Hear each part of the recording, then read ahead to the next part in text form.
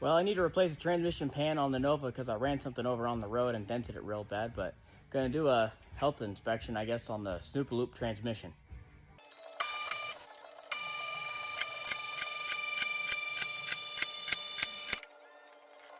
The pan in question. Whoops.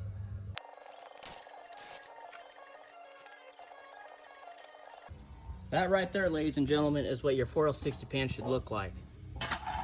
It's a nice cherry red, very little bit of amount on the magnet. I just poured it into the new pan just because I'm going to reuse it, but look at that. Prior to me building this Performa-Built unit correctly, every time I changed the fluid or whatever, super swirly. There was a bunch of like bronze flakes in the corner, which turned out to be the rear case bushing right there. So on Mega Week, this whole driveline was just doing this on the road, and I didn't know if I was gonna make it, but it was pretty awful. But this is about, I don't know, 1,500 to 2,000 miles. I'd have to check the odometer. But 10 passes, I think, at race weekend. It's performing flawlessly. No complaints. I'm way happier now that I built it correctly.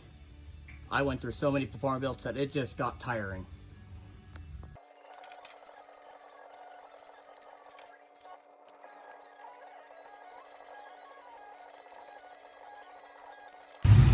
All right, we got her filled up. I think we're back in business.